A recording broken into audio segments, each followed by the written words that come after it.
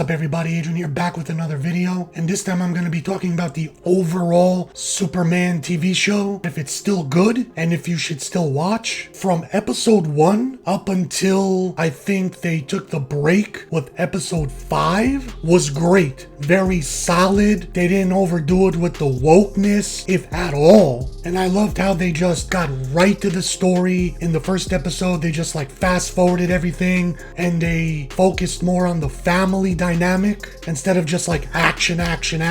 Some people do complain that there's not enough action, but me personally, I like the story between the family and everything they're dealing with. The show was doing fantastic. #1 show on the CW, especially when you compare it to the woke trash they had with Batwoman, Supergirl. I tried watching The Flash, but I had no idea what was going on. Too much special effects, too many action scenes. I tried to give it a chance, I couldn't. But then it was announced that due to the coronavirus, they were gonna take a 2-month hiatus. My spidey sense went up and I'm like, wait a minute. There has to be a different reason why all of a sudden the highest rated viewed show consistently on the CW is the one show they decide to take a 2-month hiatus. And it hurt the show a lot. I consistently watched. When the show came back, I was there watching, so I never left, but a lot of people did leave. As you can see here, on March 23rd, the last show before the hiatus, it was 1.2 million views. And you can see that it was like consistent 1 million. The first episode, 1.7 million viewers. 1.2, very consistent. Again, 1.2, the final episode before the break. Then they came back to episode, I believe 6.718.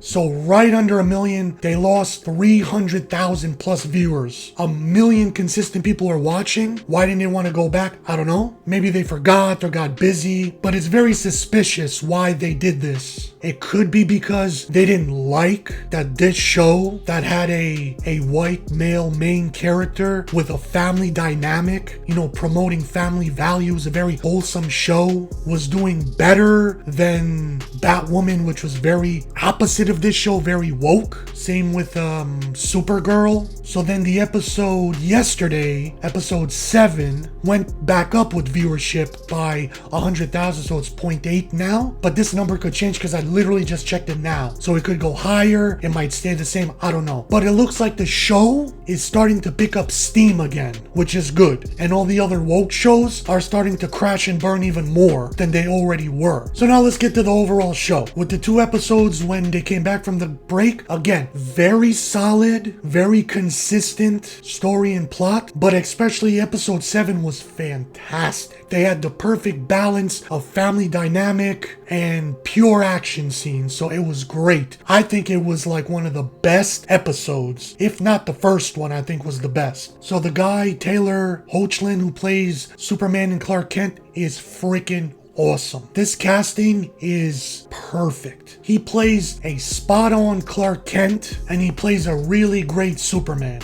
Now let's get to Lois Lane. At first,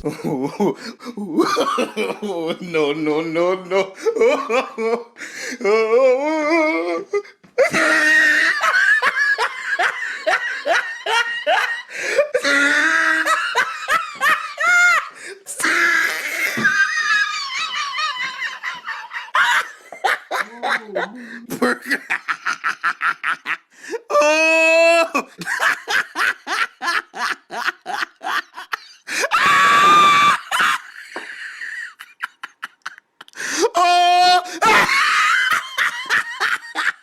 I was skeptical about her, but as she started to progress with her storyline, trying to figure out, you know, doing her reporting thing, her digging into like, who's that guy, who's Lex Luthor, who's Morgan Edge, and what's the mines about. Like, while Superman is taking care of the muscle thing, the flying around superhero thing, she's taking care of like the underground, the underbelly, political climate thing, and it works. She doesn't overdo it with her like, I'm a strong woman and I don't need a man. No, when she gets into trouble and she knows that she can't get out of it, she presses her little button and boom, there's Superman to help her out. So I thought she'd be annoying, or I thought that the CW would use her as an opportunity to be like, well, she can be just as physically strong as Superman. No, it worked great. So I'm really liking her. Let's get to Jordan Kent, the outcast brother. I like his storyline, how it's progressing. He's starting to fit in. He's starting to get powers, but he can't control them, and Clark's trying to teach him how to use them. So instead of showing like the entire story of how Clark grew up with the powers, you're getting to see it firsthand with Jordan. So I like that. So at first he was an outcast, but then he's making friends. He's on the football team.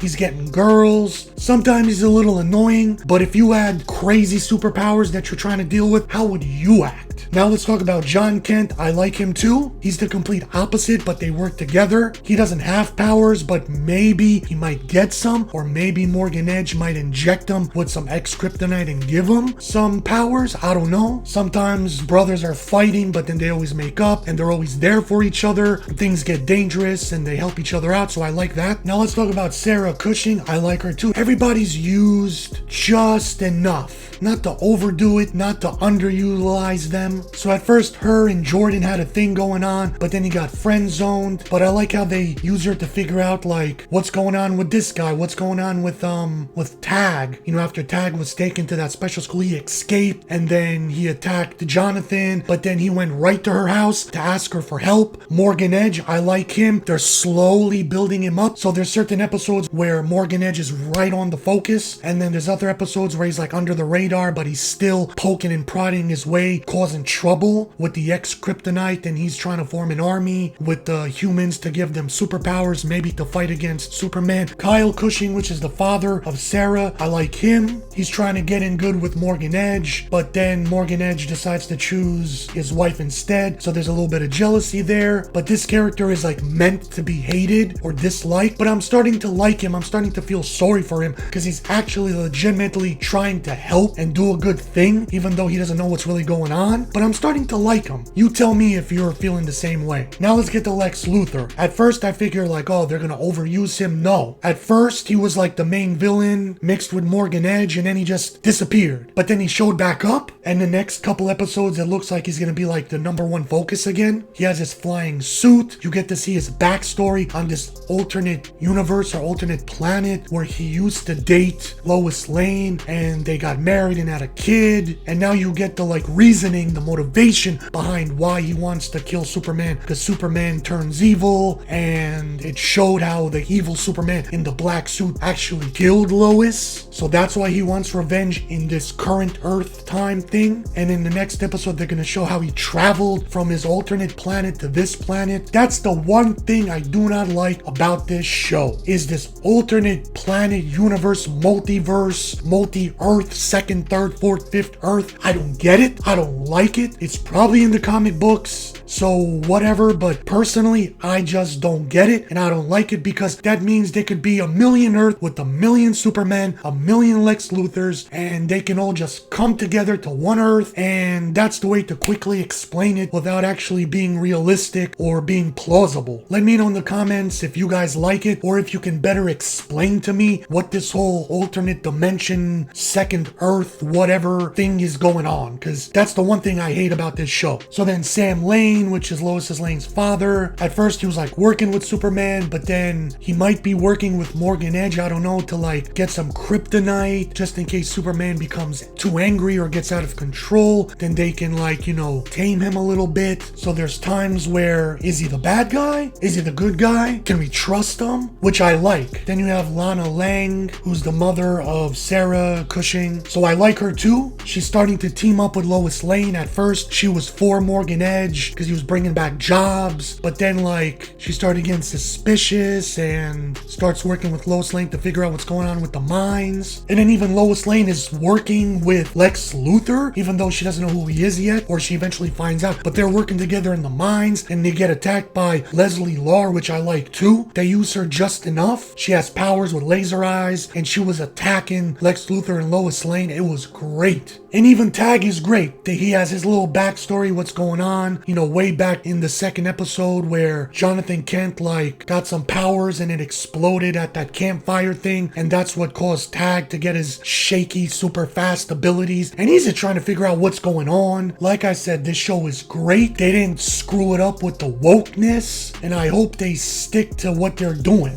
and it shows a great contrast between what works and what doesn't. Go woke and go broke is true. Just give me great storylines that make sense. Give me great compelling characters with no underlining agenda or far left whatever wokeness, and you're gonna get a great show. So I can't wait until the next episode. So thanks for watching. Until next time, see you next video.